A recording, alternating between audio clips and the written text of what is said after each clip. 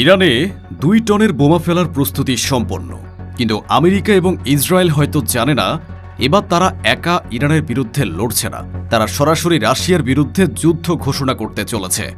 রাশিয়ার president Vladimir Putin ক্রেমলিনে ইরানের পররাষ্ট্রমন্ত্রীকে পাশে বসিয়ে বিশ্বকে দেখিয়ে ঘোষণা দিয়েছেন রাশিয়া ইরানের সাথে তার স্ট্র্যাটেজিক পার্টনারশিপ চালিয়ে যাবে এবং ইরানের বীরোচিত সংগ্রামের ভূয়সী প্রশংসা করেছেন।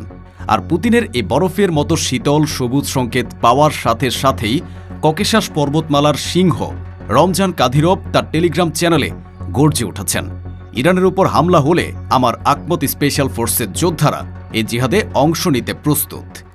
একদিকে মার্কিন ইসরায়েলি পারমাণবিক হামলার প্রস্তুতি, অন্যদিকে রুশ চেচেন জোটের সরাসরি যুদ্ধের হুমকি। বিশ্ব এখন এক ভয়ঙ্কর পারমাণবিক সংঘাতের দ্বারপ্রান্তে দাঁড়িয়ে। আমেরিকা ও ইসরায়েল কেন হঠাৎ করেই আগামী ৪৮ ঘণ্টার মধ্যে হামলা চালানোর জন্য এতটা মরিয়া হয়ে উঠেছে? ইরানের ভূগর্ভস্থ পারমাণবিক স্থাপনা ধ্বংস করার জন্য যে ২ টনের বোমার কথা বলা হচ্ছে, সেটি কি আমেরিকার কিংবদন্তি তুল্য বাংকার ব্লাস্টার, নাকি একটি ট্যাকটিক্যাল পারমাণবিক বোমা? পাল্টা প্রতিরোধে ইরান যে অস্ত্রগুলো প্রস্তুত করেছে, সেগুলো কি রাশিয়ার নতুন মহাপ্রলয় সৃষ্টিকারী ওরেশনিক হাইপারসনিক মিসাইল, নাকি চীনের game changer DF-17 hypersonic missile? আর সবচেয়ে বড় প্রশ্ন, ইরানকে স্ট্র্যাটেজিক পার্টনার ঘোষণার পর এখন যদি ইসরায়েল হামলা চালায়, তাহলে রমজান কাদিরভের ঘোষণা অনুযায়ী রাশিয়া কি এবার সত্যি সত্যি সরাসরি যুদ্ধে নামবে? এসব ভয়ঙ্কর প্রশ্নের উত্তর জানতে ভিডিওটিতে একটি লাইক দিন আর শেষ পর্যন্ত আমাদের সাথেই থাকুন। এই ফাইনাল কাউন্টডাউনের পেছনে রয়েছে সময়ের সাথে এক ভয়ঙ্কর দৌড়। গত ৭২ ঘণ্টায় মধ্যপ্রাচ্যে যা ঘটছে তা কোনো স্বাভাবিক সামরিক মহড়া নয়। ইসরায়েলের বেন গুরিয়ন বিমানবন্দর এখন মার্কিন বিমানবাহিনীর এক বিশাল অগ্রবর্তী ঘাঁটিতে পরিণত হয়েছে। ডজন ডজন KC-46 পেগাসাস এবং KC-135 স্ট্র্যাটো ট্যাঙ্কার রিফুয়েলিং বিমান সেখানে সারিবদ্ধভাবে দাঁড়িয়ে আছে। একই সাথে ইউরোপ থেকে C-17 এবং C-5M সুপার গ্যালাক্সি কার্গো বিমানের এক অবিরাম এয়ার ব্রিজ বা আকাশ সেতু তৈরি হয়েছে, যা রাতারাতি হাজার হাজার টন বোমা, মিসাইল এবং সামরিক সরঞ্জাম ইসরায়েল ও উপসাগরীয় মার্কিন ঘাঁটিগুলোতে পৌঁছে দিচ্ছে। আর সাগরের বুকে টহল দিচ্ছে আমেরিকার 4টি পারমাণবিক শক্তিশালী বিমানবাহী রণতরী। এই নজিরবিহীন সামরিক সমাবেশ প্রমাণ করে আমেরিকা এবং ইসরায়েল একটি অত্যন্ত দ্রুত এবং বিধ্বংসী হামলার জন্য প্রস্তুত হচ্ছে। কিন্তু কেন এই তাড়াহুড়ো? কেন আগামী ৪৮ ঘণ্টার মধ্যেই হামলা চালানোর জন্য তারা এতটা মরিয়া? এর উত্তর লুকিয়ে আছে মোসাদের একটি গোপন রিপোর্টের মধ্যে। আন্তর্জাতিক গণমাধ্যম যা জানে না তা হল, মোসাদ সম্প্রতি পেন্টাগনকে একটি চাঞ্চল্যকর এবং আতঙ্ক সৃষ্টিকারী তথ্য দিয়েছে। তাদের রিপোর্ট অনুযায়ী ইরান আগামী কয়েক সপ্তাহের মধ্যেই তাদের পারমাণবিক বোমা তৈরির জন্য প্রয়োজনীয় ৯০% বিশুদ্ধ ইউরেনিয়াম সমৃদ্ধ করে ফেলার পর্যায়ে পৌঁছে যাবে। একবার সে ব্রেকআউট টাইম অর্জন করে ফেললে ইরানকে আর কোনো প্রচলিত অস্ত্র দিয়ে আটকানো সম্ভব হবে না। তাই আমেরিকা এবং ইসরায়েলের হাতে সময় আছে মাত্র কয়েক দিন।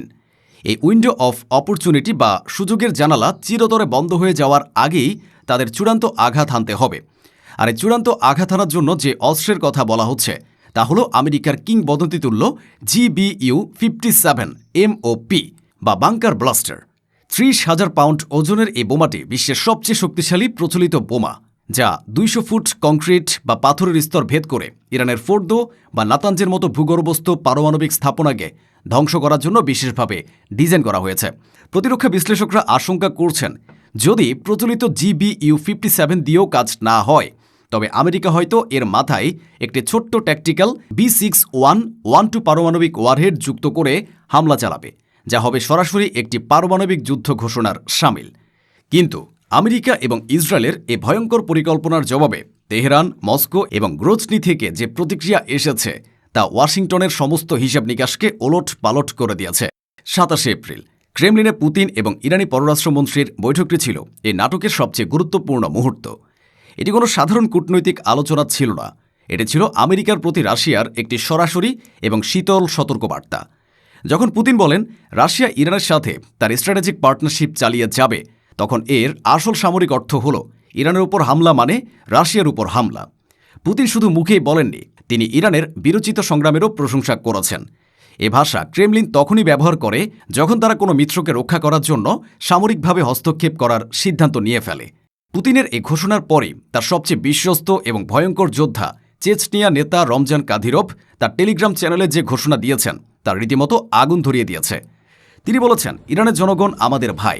যদি কাফিররা আমাদের ভাইদের উপর হামলা চালায়, তবে আমার আকমত স্পেশাল ফোর্সের হাজার হাজার যোদ্ধা এ পবিত্র জিহাদে অংশ নেওয়ার জন্য প্রস্তুত।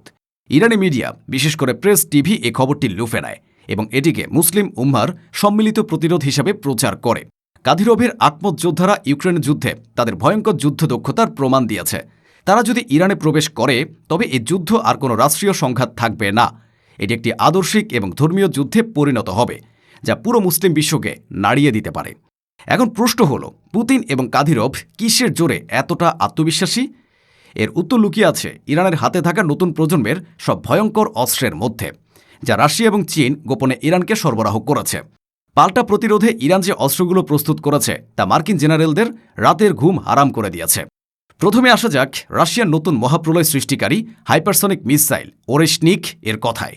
রাশিয়া সম্প্রতি ইউক্রেন যুদ্ধে এই মিসাইলটি প্রথমবারের মতো ব্যবহার করে পুরো বিশ্বকে হতবাক করে দিয়েছে। এটি একটি মাঝারি পাল্লার ব্যালিস্টিক মিসাইল, যা শব্দের চেয়ে 11 গুণ বেশি গতিতে ছুটতে পারে এবং এর মাথায় একাধিক স্বাধীনভাবে লক্ষ্যবস্তুতে আঘাত আনতে সক্ষম পারমাণবিক ওয়ারহেড যুক্ত করা যায়। গোয়েন্দা সূত্রগুলো আশঙ্কা করছে রাশিয়া এ ভয়ঙ্কর মিসাইলের প্রযুক্তি ইরানের সাথে শেয়ার করেছে, অথবা সরাসরি ইরানের মাটিতেই এই মিসাইল মোতায়েন করেছে। যদি তাই হয়, তবে ওরেশনিক মিসাইল দিয়ে ইরান মধ্যপ্রাচ্যের যে কোনো মার্কিন ঘাঁটি বা এমনকি ইউরোপের কিছু অংশকেও মুহূর্তের মধ্যে ধ্বংস করে দিতে পারে। এর গতি এতটাই বেশি যে বিশ্বের যে কোনো এয়ার ডিফেন্স সিস্টেমের পক্ষেই একে ঠেকানো সম্ভব নয়। এর পাশাপাশি রয়েছে চীনের game changer DF-17 hypersonic glide vehicle.